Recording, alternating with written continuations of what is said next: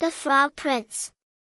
One fine evening a young princess put on her bonnet and clogs, and went out to take a walk by herself in a wood, and when she came to a cool spring of water, that rose in the midst of it, she sat herself down to rest a while.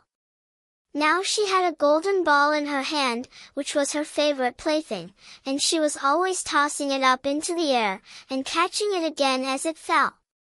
After a time she threw it up so high that she missed catching it as it fell, and the ball bounded away, and rolled along upon the ground, till at last it fell down into the spring. The princess looked into the spring after her ball, but it was very deep, so deep that she could not see the bottom of it. Then she began to bewail her loss, and said, "Alas! If I could only get my ball again, I would give all my fine clothes and jewels, and everything that I have in the world." Whilst she was speaking, a frog put its head out of the water, and said, "Princess, why do you weep so bitterly?" "Alas," said she, "what can you do for me, you nasty frog? My golden ball has fallen into the spring." The frog said, "I want not your pearls, and jewels, and fine clothes, but if you will love me, and let me live with you and eat from off your golden plate, and sleep upon your bed, I will bring you your ball again." "What nonsense," thought the princess, "this silly frog is talking. He can never even get out of the spring to visit me, though he may be able to get my ball for me, and therefore I will tell him he shall have what he asks."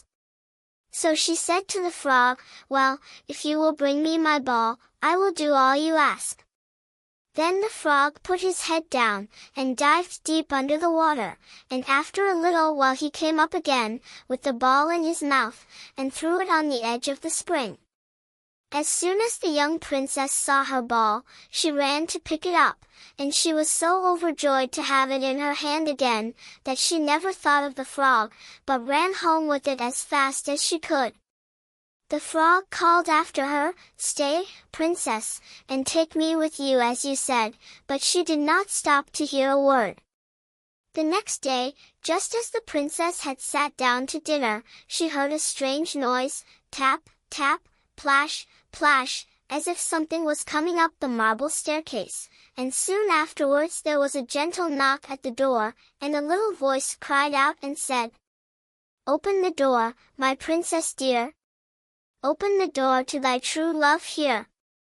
And mind the words that thou and I said. By the fountain cool, in the greenwood shade."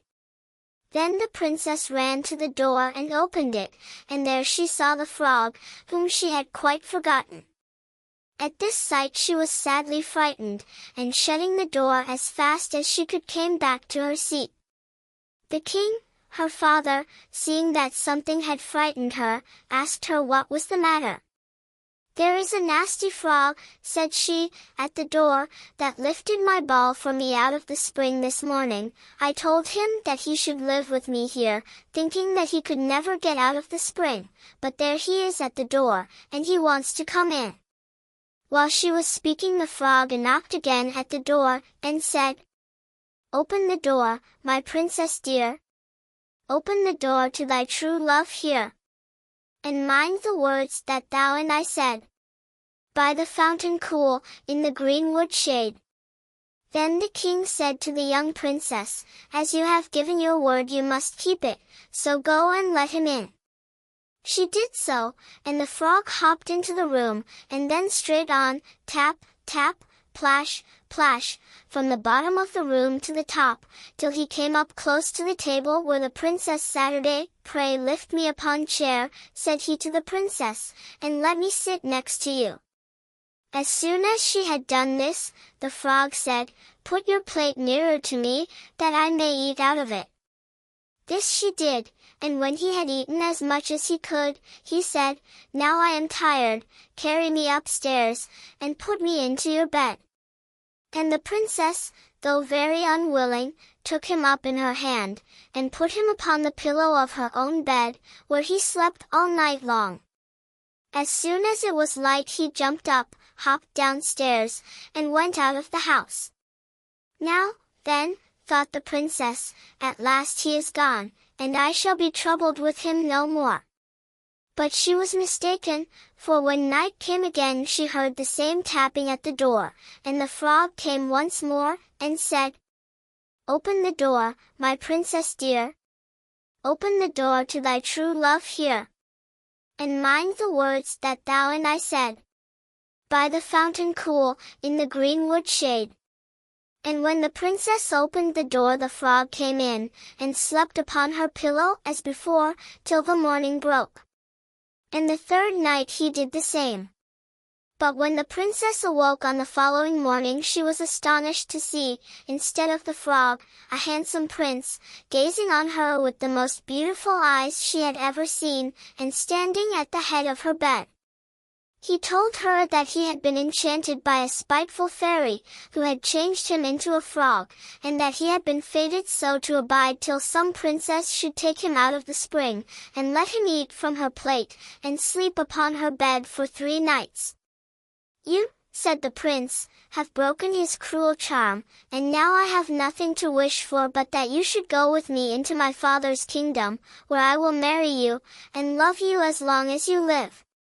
The young princess, you may be sure, was not long in saying yes to all this, and as they spoke a gay coach drove up, with 8 beautiful horses, decked with plumes of feathers and a golden harness, and behind the coach rode the prince's servant, faithful Heinrich, who had bewailed the misfortunes of his dear master during his enchantment so long and so bitterly, that his heart had well nigh burst.